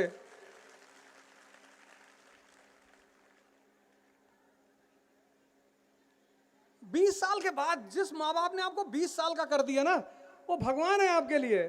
उसके बाद अपना साम्राज्य खुद बनाइए। अगर आप अपने आप को सिकंदर समझते हैं तो आप अपना साम्राज्य खुद बनाइए, शक्ति पैदा करिए।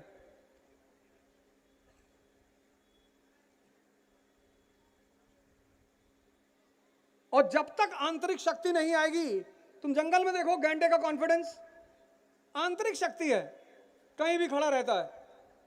हाथी को देखो, आंतरिक शक्ति है। जिसके पास शक्ति नहीं है उसी के पास डिप्रेशन है।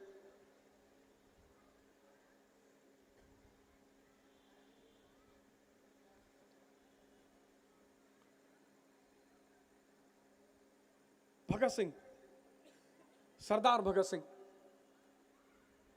उनकी किताबें हैं मैं नास्तिक क्यों हूं। 24 मार्च को उनको फांसी होने वाली थी, एक दिन पहले कर दिया। सरकार को खबर मिली कि शायद पब्लिक जेल पर हमला कर दे, लाहौर जेल पे। तो 22 मार्च की रात में जेलर पहुंचा और बोला कि साहब सुबह आपको हैंग करेंगे। और 4:30 बजे सब तैयार, रेडी। मैं उस लाइन को फोटो खींच के अपने कमरे में लगा के रखा हूं। 4:30 बजे सब रेडी, भगत सिंह रेडी, नहा धो के रेडी। क्योंकि मेरा ये मानना है कि जो शहर हैं हमारे उत्तर प्रदेश बिहार में, शहर ऐसे छोटे शहर जो हैं, मैंने कहा शहर तो छोटे हैं, लोग बहुत बड़े हैं, तो वहाँ पे एक गाइडेंस की बड़ी दुविधा होती है। और आप सारे लोगों से मैं कहूँगा कि मयूर गुप्ता जी को आप पर्सनली धन्यवाद दें। कम से कम मतलब कोई शहर का आदमी आपके लिए सोच रहा है, इतना कर रहा है कि नहीं सर हमारे शहर के बच्चे हैं और आपको सुनेंगे और थोड़ा सा उनका फायदा होगा। इतनी प्रोफेशनल दुनिया में शायद ही कोई किसी के बारे में सोचता हो। तो ये एक बहुत बड़ी बात है कि मयूर गुप्ता जी को आप लोग जरूर पर्सनली धन्यवाद दें, पर्सनली धन्यवाद उनको जरूर दें, क्योंकि आपके शहर में वो लेकर आए, बुलाए और पीछे पड़े रहे मेरे, ये सर आना है सर, अब समझ लीजिए झगड़ा हो जाएगा। हमने कहा नहीं नहीं मैं चलूँगा, एकदम चलूँगा। फैसल भाई और ये सनी जी हमारे हैं, लोग बड़े एकदम हो रहे हैं कि नहीं सर फतेहपुर चलना है।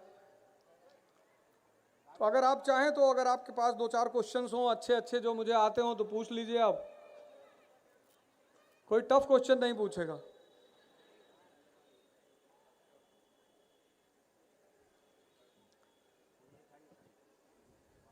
बाकी 10 तारीख को आपको इकरा के पोर्टल पे, आप इकरा के पोर्टल पे जाइएगा, आपको वहाँ पे पूरा सिलेबस आईएएस का और पीसीएस का प्लस किस सब्जेक्ट को कैसे पढ़ना है, क्यों पढ़ना है, प्लस उनकी किताबें, और वो मानक किताबें हैं, आप एकदम टेंशन ना लें।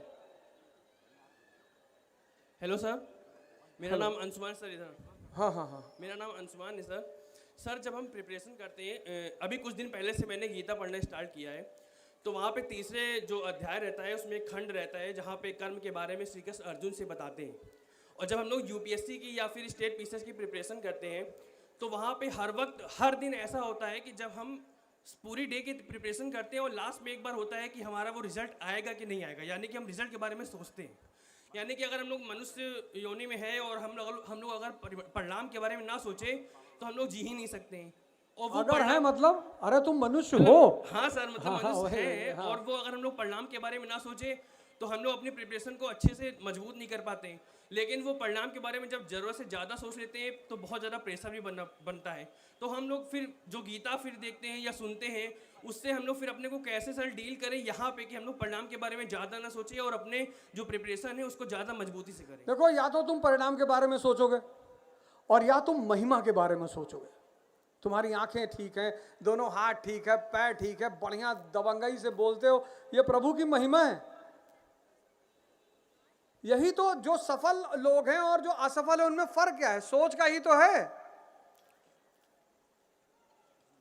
सोच का ही तो है। तुम परिणाम, जो चीज तुम्हारे हाथ में है ही नहीं। एक साहब आए, मैं कश्मीर पढ़ा रहा था, आए बोले सर कश्मीर हमारा है। हमने कहा बैनामा कराए हो? कहे नहीं नहीं नहीं।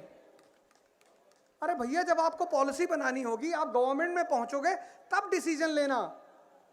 अभी जब सोचना है, सोचना। तुमने क्या और गीता पढ़ रहे हो? यही बात तो कृष्ण अर्जुन से कह रहे हैं कि मैं कर रहा हूं, मैं, तू तो निमित्त मात्र है। एनसीईआरटी पढ़ ले, तेरा 7th रैंक आएगा।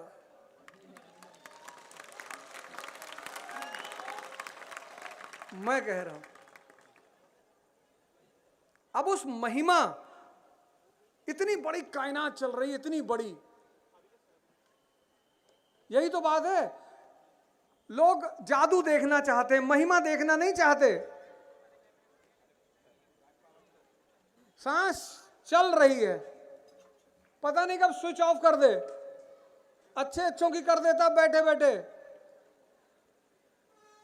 यही तो इंसान है, वो महिमा नहीं देखता। कितने लोग होंगे जो इस वक्त आईसीयू में होंगे, खाने के लिए तड़प रहे होंगे, और हम गुप्ता जी के यहाँ आए, 50 तो मिठाई रखी हुई थी। कितनी बड़ी महिमा है।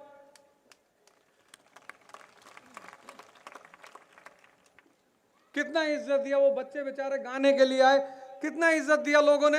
ये महिमा नहीं है? तो जिस दिन इंसान को महिमा दिखाई पड़ने लगती है, कर्म छोटा हो जाता है भाई। लेकिन सर हम लोग फल के लेकिन बंधन लगाना ही नहीं है। लेकिन कैसे लगा दिए तुम?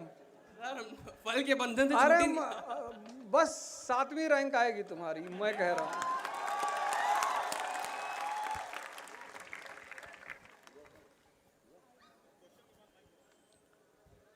सर मेरा नाम कुलदीप सिंह है और मैं फतेहपुर के सभी युवाओं की तरफ से आपको धन्यवाद देना चाहता हूं।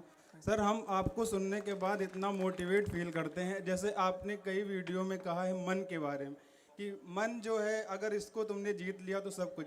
कई बार ऐसा होता है कि जैसे हमने सुबह सोचा कि हम उठ जाएंगे और वैसा होता भी है, लेकिन सर कंटिन्यूटी जो है वो बरकरार नहीं रह पाती। तो वो जो कहते हैं नहीं, perseverance is the key of success.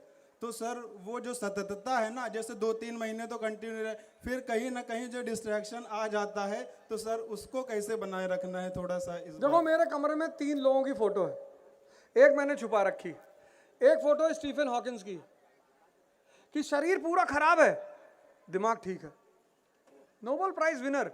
एक फोटो दुर्योधन की है कि शरीर पूरा ठीक है, दिमाग खराब है। और एक फोटो भगवान कृष्ण की कि दिमाग को जीत लिया है। डिस्ट्रैक्शन कैसे आएगा? और एक मेरी फोटो है अर्जुन की। Thank you sir.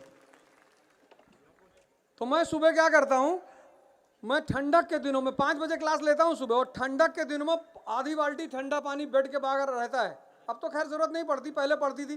तो जब आँख खुलती थी तो ये रायता बताने लगता था कि आज संडे है और तुम तो वैसे ही इतने बड़े आदमी हो चुके हो और तुमको क्या जरूरत है, तुम क्यों मरे जा। मैं तुरंत उठ के पानी में पैर डाल देता था। साधना इसी को कहते हैं, कष्ट देना पड़ेगा, कष्ट। 14 साल प्रभु राम जंगल में नहीं होते तो भगवान राम नहीं होते। वो भगवान बने ही हैं क्योंकि संघर्ष किया है। सर नमस्ते सर, मैं योगेंद्र प्रताप इस फतेहपुर जिले से। और सर बात यह है कि धर्म और अध्यात्म, हमें भगवान की प्राप्ति दर्शन शास्त्र के द्वारा कैसे प्राप्त करें, हम धर्म और अध्यात्म क्या है सर? अरे बाबूजी, तुम सिर्फ सिद्धार्थ बन जाओ और अपनी आंखों को जिंदा कर लो। शमशान में जाके बैठ के देखो कि एक दिन तुम भी यहीं आओगे। जय हिंद सर, जय हिंद सर।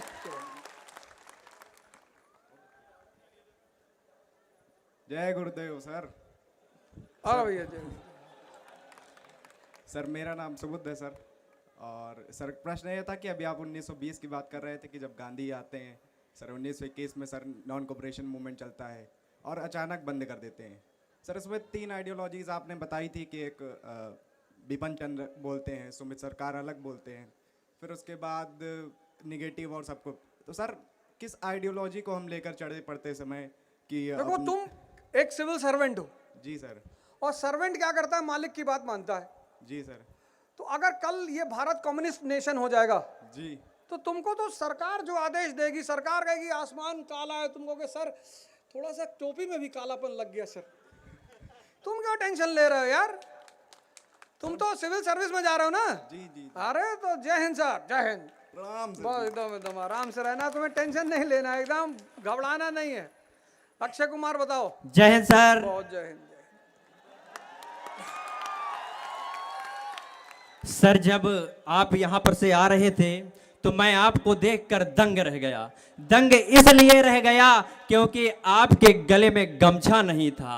सर मैं जब से आपको अनअकैडमी में देख रहा था, जब से आप गए हैं सर, मैं आपको देखा हूँ तो आप कई बार गमछा नहीं डाले मिले सर। आपको देखा, आप अभी विवेक बिंद्रा सर के यहाँ गए, वहाँ भी मैं आपको गमछा देख के नहीं देखा, तो मैंने कहा सर का गमछा कहाँ छूट गया। देखो मैं गमछा यहाँ इसलिए नहीं पहना कि मयूर जी ने कहा कि मैं आपके लिए नया गमछा लाया हूँ। अच्छा ये सर। सर तो अगर मैं पुराना वाला पहन के आता तो नया वाला कैसे पहनता। ठीक, कोई बात नहीं सर। सर मेरा एक क्वेश्चन ये है कि सर आधुनिकता का सही मतलब क्या है? क्या हमारा बाह्यतन रूप जैसे हमारे कपड़े, क्या हमारे यही सब आधुनिकीकरण है? हमारे बाल, यही सब बाहरी जो है कल्चर, यही सब आधुनिकीकरण है या कोई अन्य चीज? आधुनिकता का मतलब यह है कि जब तुम एक सामान्य वस्त्र में अमेरिका की सड़कों पे घूम रहे हो और पश्चिम तुम्हारा पैर पकड़ रहा है कि सरकार जय हो जय हो, इंग्लिश बोल रहे हो, तुम फिजिक्स पे बोल रहे हो, मुक्ति की बात कर रहे हो। आधुनिकता मतलब विचार। विवेकानंद आधुनिक नहीं है, आधुनिक है। कपड़ा वगैरह तो ठीक है भाई, अच्छा है, आपको लगता है कि आपको बर्बरी की शर्ट पहननी चाहिए, आपके पास पैसा है आप पहनिए, कोई दिक्कत नहीं। लेकिन अगर आप बर्बरी की शर्ट पहन रहे हो और आपका अंदर से वेट 6 किलो है, आंधी चलती है तो आप उड़ जाते हैं, तो फिर आपको बर्बरी की शर्ट से बचना चाहिए। सर नमस्ते सर। सर मेरा नाम मोहम्मद राफे है। मैं सर ये पूछना चाहता हूँ कि मतलब मैं फादर के साथ आया हूँ अभी, और मतलब मैं सीजन की प्रिपरेशन कर रहा हूँ। और अभी कुछ दिन पहले मैं एक अपने गया था रिश्तेदार के यहाँ, तो वो ऐसे पूछने लगे मुझसे किस चीज़ की प्रिपरेशन कर रहा हो। तो मैं आपको बहुत पहले से देख रहा हूँ, आप बोलते थे कि कभी किसी से बताओ नहीं कि मैं क्या कर रहा हूँ। तो मैंने ऐसे ही बोल दिया उनसे कि मैं MTS की कर रहा हूँ। तो उन्होंने मेरे फादर से बोल दिया तुम चपरासी की नौकरी की तैयारी कर रहे हो। तो सर तब से मेरे फादर बहुत मतलब टेंशन में रहते हैं, और मैं भी सर मैं पढ़ता अच्छा खासा, बट ये बातें दिमाग में काफ़ी चलती रहती हैं। कुछ लोग सोचो बोल तुम जो है जी इतने भाग्यशाली हो कि तुम्हारी बेइज्जती हुई, तुमको पता ही नहीं चला। गांधी की हुई महात्मा बन गए, अंबेडकर की हुई भगवान बन गए, अब तुम्हारी भी हुई है। तुम्हारे रिश्तेदार ने तुमको चुनौती दे दी है, अब तुमको सांसद बनना है, बस सीट सुन लो कहां से चुनाव लड़ोगे तुम। सर बस लास्ट एक चीज़ और कि सर जैसे हम पढ़ते हैं, अभी लाइब्रेरी जाते हैं, पढ़ते रहते हैं सर, तो महीने से 1.5 महीने के अंदर सर पता नहीं क्या होता है, अपने आप मन करता है कहीं बाहर निकल घूम लें। और मेरे फादर कहते हैं कि तुम पूरा मतलब पढ़ो, सिर्फ पढ़ते ही रहो साल भर, मतलब कहीं तुम्हें घूमने का मन नहीं अरे होना भैया चाहिए। झगड़ा कराओगे, तुम्हारे बाप साथ में बैठे उन्हीं के सामने क्वेश्चन पूछ रहे हो। लेकिन चलो कोई बात नहीं। मैं सर जी जी सर जी 2 मिनट, मैं इनका फादर हूँ। जी बस सर बहुत सुना आपको, और मतलब क्या बताऊँ सर, बिल्कुल फ्लाइट हो गया आपके ऊपर। बस सर, बस एक बात आप बच्चों को कह दीजिए सर, इतना ये बच्चा पढ़ता है, हमारा सब बच्चे पढ़ते हैं, लेकिन रात में पबजी जरूर खेल लेते हैं सर 2-4 घंटे। अरे ये सब सीमा हैदर से प्रभावित है, इनको लग रहा है कि भारत में नहीं मिलेगी तो कोई उधर से बाहर से आ जाएगी। पर खैर ठीक है, चलो कोई बात नहीं। लेकिन हाँ, एक बड़ा अच्छा सवाल इन्होंने कहा था कि भाई हम पढ़ते हैं तो हमारे 10-15 दिन बाद बेचैनी होती, जब बाल्टी भर जाएगी तो बहने लगेगी। ज्ञान बांटने से बढ़ता है और धन इन्वेस्टमेंट करने से। तो जब भी पढ़ो, ये बहुत बड़ी बात है, जब भी पढ़ो तो जो पढ़े हो उसको बांटो यार, किसी और को समझाओ, किसी और को सुनाओ, ना हो तो अब्बा ही को बैठ के समझा दो सब। ज्ञान बांटने से और धन इन्वेस्टमेंट से बढ़ता है। तो जब भी तुम्हें लगे कि यार अब पढ़ने का मन नहीं कर रहा, इसका मतलब बाल्टी भर चुकी है, तो जितना पढ़े हो 10 दिन 15 दिन 20 दिन पढ़ा दो, बस तुम बहुत रिलैक्स फील करोगे। लिख डालो, पढ़ा दो, एक्सप्लेन कर दो। किसी कोचिंग में चले आओगे तो भैया हम फ्री में पॉलिटी पढ़ा देंगे, हमें पैसा नहीं चाहिए भैया। फिर देखना तुम्हारी तैयारी कितनी तेजी गति पकड़ती है। Hello. Hello. Good evening, sir. Good evening, good evening. Sir, actually I'm in 9th. 9th? Yes, sir. अरे भैया बताओ। Sir, my dream is to become an IAS. Sir, I'm reading all the NCRTs. 9th से? Yes, sir. अरे वाह, क्या बात है। क्या नाम है तुम्हारा? ओसामा नाम है सर। भैया नमस्ते।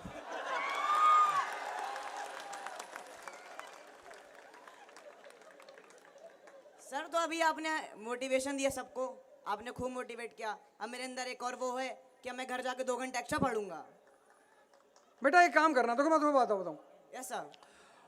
मोटिवेशन जो है ना, जैसे मैंने जितनी बातें बोली वो तुम्हें इसलिए बोली कि देखो लास्ट में मैंने एक बात और कहा कि अपनी शक्ति को तुम डेवलप करो। Yes sir. नशा कोई भी हो, नशा, मोटिवेशन भी एक नशा है। तुम अपने अंदर शक्ति विकसित करो, डेली पढ़ो, पढ़ाओ लोगों को, डिस्कस करो। अब तो सब तुम लोग, हमारी जनरेशन के पास एक सबसे अच्छी चीज है यूट्यूब। तुम पढ़ लिए, अपना चैनल बना लो, उस पर पढ़ा दो कुछ ना कुछ। 500-600 रुपए का एक बोर्ड आता है, अपने कमरे में लगा लो। हो सकता है तुम अच्छा पढ़ाने लगो, लोग तुम्हें पसंद करने लगे, तो तुम्हारी तैयारी भी होगी, थोड़ी बहुत कमाई भी होगी, और बाकी जो लड़के पैसा नहीं दे पा रहे हैं उनका विकास भी होगा। चारों तरफ से तुमको फायदा होगा। तो तुम तैयारी करो 9th में। और एक यहीं पर एक सबसे इंपॉर्टेंट सूचना यह है कि जितने लोग यहाँ मौजूद हैं सबको ऑनलाइन 50% छूट दे रही है इकरा, 50%। मतलब कोई यहाँ से जाने के बाद रायबरेली से रिश्तेदार को फोन नहीं करा कि 50% दिला देंगे, बता देंगे बगल में बैठे थे। तो यहाँ जितने लोग मौजूद हैं, जितने स्टूडेंट यहाँ मौजूद हैं, उनको 50% ऑफ है ऑनलाइन कोर्सेज में। इकरा का जितना भी कोर्स है वो अगले 2 दिन तक आपको 50% ऑफ है, और ऑफलाइन में आपको 25% ऑफ है। और ओसामा को मेरी तरफ से NCERT फ्री। 9th का बच्चा अगर सोच रहा है तैयारी करने की, तो तुम उसको, ओसामा मेरी तरफ से एक NCERT का कोर्स फ्री है, तुम उसको ले लेना। बाकी अगली बार आते हैं तो फिर आप लोगों से मुलाकात होगी। सबका धन्यवाद, यहाँ उपस्थित सभी। Hello sir. हाँ हाँ हाँ हाँ हाँ हाँ भैया बताओ बताओ। जी गुरुजी प्रणाम आपको। हाँ हाँ प्रणाम। जी गुरुजी, हम पढ़ते नहीं हैं। बहुत अच्छा करते हो। तुम्हारे लिए संसद में एक सीट खाली कराएंगे। पढ़ाई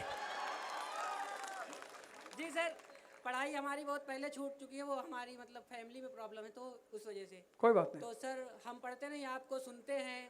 तो सर आप मतलब इतनी बड़ी जगह में कभी बोले भी नहीं है, बोलने की हिम्मत भी बड़ी हिम्मत से जुटा पाए सर।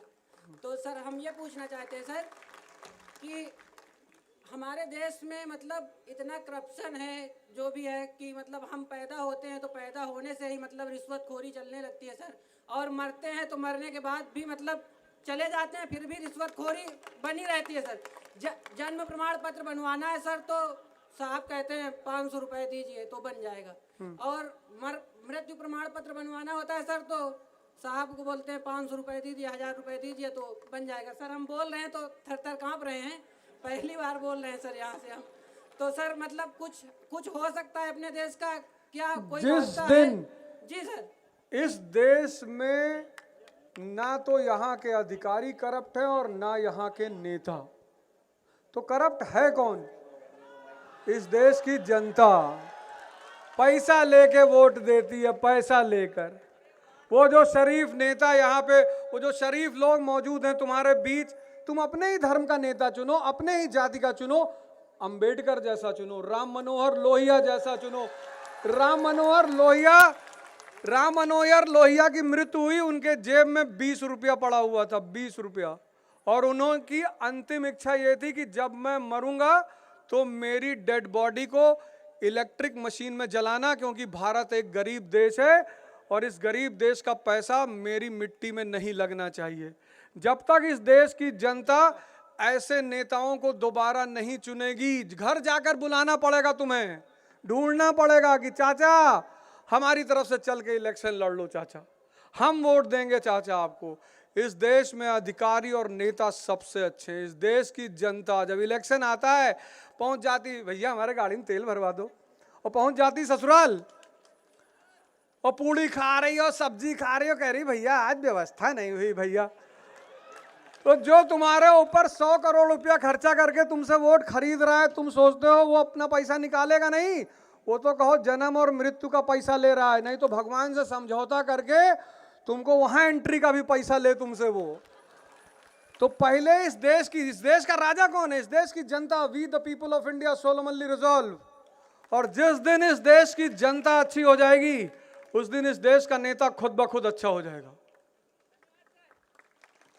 हेलो सर, नमस्ते। मेरा नाम मानसी है और सर मैं भी प्रिपरेशन कर रही हूँ, और पढ़ते समय मन शांत रहता है सारी चीज़ें, लेकिन जब घर से सपोर्ट नहीं मिलता, खास करके गर्ल्स के केस में, तो उसमें मतलब मन फिर डगमगाता है। उस चीज़ से कैसे डील करें?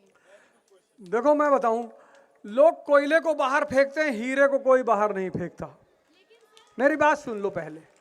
लड़कियों को चाहिए कि उनके माँ बाप को, देखो हम सब मिडिल क्लास के हैं बेटा, ये समाज माँ बाप की गर्दन कूद के पकड़ लेता है लड़की की, उसका बेचारे का जीना मुश्किल हो जाता है। स्त्रियों को चाहिए, लड़कियों को, कि वो इतना पढ़ें कि उनका बाप उनसे कहे कि बेटा तू कयामत तक पढ़। मैं मानता हूं इस बात को, ऐसा बहुत बार होता है, मैंने इस बात को देखा। लेकिन जो लड़की, जैसे अगर तुम पढ़ने लगी, ठीक है, डिस्ट्रैक्शन हो जाता है, समस्याएं आ जाती हैं, चुनौतियां आ जाती हैं, तभी तो मैंने ध्यान साधना करने के लिए कहा। और जब तुम पढ़ने लगोगी और तुम्हारे पिता को थोड़ा सा भी आशा दिखाई पड़ेगी तुम्हारे अंदर, वो तुमको कभी परेशान नहीं करेंगे। एक्चुअली माँ बाप परेशान करते ही तब हैं जब वो बाहर से परेशान होते हैं। बाहर का समाज क्या करेगा? तुमसे कह देगा, और भाई गुप्ता जी, जी तुम्हारी बिटिया भी इलाहाबाद पढ़ रही है? जी जी भैया। हाँ वो जो है सरमक पढ़ती थी, भाग गई। अब वो बेचारा बाप, उसका तो बीपी हाई हो गया। इसलिए लड़कियों को चाहिए, लड़कियों को स्पेशली चाहिए, स्पेशली अगर लड़कियों को इस देश में सम्मान चाहिए तो उनके लिए एक ही रास्ता है, शक्ति में आना। तुम अपने पढ़ाई से कॉम्प्रोमाइज मत करो, तुम अपनी योग्यता से कॉम्प्रोमाइज मत करो, तुम अपने माता पिता को एक बहाना, एक सबूत दो, सबूत कि अगर उनके कॉलर पे कोई हाथ रखे तो कह दे वो कि देखो मेरी बिटिया को। और जिस दिन तुम ऐसा करने लगोगी, तुम्हारा हर माँ बाप अपनी बाप जितना बेटी को चाहता उतना भगवान को भी नहीं चाहता। ये हिंदुस्तान के बाप की स्थिति है। तो मैंने वैसे रिक्वेस्ट भी किया शुरुआत में कि माँ बाप को चाहिए कि दबाव ना बनाएं, लेकिन लड़कियों को लेकर थोड़ा सा माँ बाप ज़्यादा सेंसिटिव हो जाते हैं बेचारे। उनकी भी गलती नहीं है, समाज प्रेशर क्रिएट करता है। पर मैं कहूँगा बहनों से कि तुम कुछ परफॉर्म करो, कुछ करो, कुछ दिखाओ जो तुम्हारे पिता के हाथों में एक सबूत बने समाज के लिए कि नहीं नहीं मेरी बेटी जो कर रही है वो सही कर रही। नमस्ते सर, मेरा नाम सौम्या सिंह है और सर मैं यहीं फतेहपुर की रहने वाली हूँ। सर मेरा प्रश्न आपसे ये है कि आपने कहा कि हाँ आप मतलब लड़कियों को हमेशा प्रूफ क्यों करना होता है। सर मैं जानती हूँ मतलब बहुत सी जगहों पे सर हम माँ बाप से डील कर सकते हैं, लेकिन समाज के उन सभी प्रश्नों का कैसे उत्तर दें। माँ बाप भी हर चीज़ में कहते हैं कि नहीं तुम्हें अगर मतलब अच्छा परफॉर्म करोगे तब हम आपको बाहर भेजेंगे, कुछ ऐसा हमें दिखाओ कि आप कर सकते हो या आप में ये काबिलियत है तभी हम आपको बाहर भेजेंगे, तभी हम आपको सर अगर किसी भी चीज़ में हम हार जाते हैं तो फिर हमें बार बार इन चीज़ों में ताने सुनने पड़ते हैं कि अब नहीं होगा, हम क्या किस बेस पे आपको बाहर भेज दें। सर थोड़ा सा आप कभी मार्गदर्शन किसी करें। जौहरी को कोयले की जांच करते हुए देखी हो? देखी हो? नहीं लड़कियां सर। शक्ति हैं, भगवान। लड़के तो ठेला लगा लेंगे सब्जी, सर लेकिन कभी कभी लेकिन लड़कियां, माँ बाप को बहुत कष्ट होता है। वो चाहते हैं, माँ बाप चाहते हैं, हर पिता ये चाहता है कि मेरी बेटी उच्चतम स्थान पर बैठे जाकर। Yes sir. सबसे ज्यादा दायित्व किसके ऊपर होता है? जिसके अंदर क्षमता होती है। अब की बार तुम आईएएस का रिजल्ट देखो, पहली 4 रैंक लड़कियों की। जी फर्स्ट रैंक लड़की, सेकंड रैंक लड़की, थर्ड रैंक लड़की, फोर्थ रैंक। अब लड़कों को तैयारी ही छोड़ देना चाहिए, इतनी बेइज्जती कहाँ हो सकती है। तो जिसके पास शक्ति ज्यादा है उसके पास, जैसे अगर शहर में दंगा होगा तो सबसे पहले कौन बुलाया जाएगा? एसपी शहर का। तो इतना टेंशन लेने की बात नहीं कि हम परीक्षा, तुम भगवान हो तो परीक्षा दो, साबित करो। बाकी लड़के इनका क्या है, बॉडी बना लिए, बाउंसर हो गए, कुछ नहीं कर पाए, कलकत्ता में सड़क पे सब्जी लगा लिए। लेकिन तुम्हारा बाप तुमको चाहता है कि तुम, लड़कियां तो शुरू से बॉर्न, मैं तो कहता हूं बॉर्न एरिस्टोक्रेट। लड़कियों से, किसी भी लड़की से, चाहे वो बहुत छोटे घर की लड़की हो, बड़े घर की लड़की हो, सब लड़की के सपने में राजकुमार आते हैं। और लड़कों के सपने में तो नौकरानियां भी आती, इनका क्या करोगी?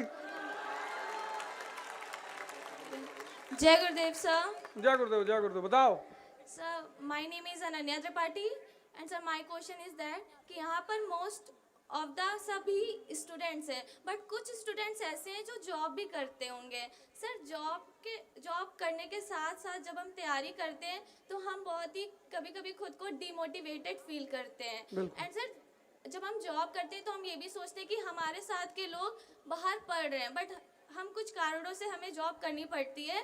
तो सर इस फेस पे हम खुद को कैसे मोटिवेट करके रख सकते हैं? एक मोदी जी की फोटो लगा लो। मैं मजाक नहीं कर रहा हूं। जब यही सुनो, यही तुम्हारे में और मोदी जी में डिफरेंस है। जब वो 30 साल के रहे होंगे तो उनके बहुत सारे दोस्त नौकरी पा गए होंगे, उनके बहुत सारे दोस्तों के लड़के बड़े हो गए होंगे, समाज ने उनके ऊपर भी उंगली उठाई होगी, पर वो आदमी कुछ भी नहीं सोचा। अभी तुम्ही ने कहा ना, हम सोचते हैं। क्यों सोच रही हो? तुमने जब एक बड़ा टेंडर डाल दिया 100 करोड़ का, अब तुम सोच रहे हो कि अगर ये टेंडर पास नहीं हो तो कम से कम मेरा एक दोस्त स्कूटी पे जा रहा है। जाने दो, जिसके सपने बड़े हैं उसका खतरा भी तो बड़ा है। गुड्डू भैया अगर अखंडानंद त्रिपाठी से नहीं लड़ते,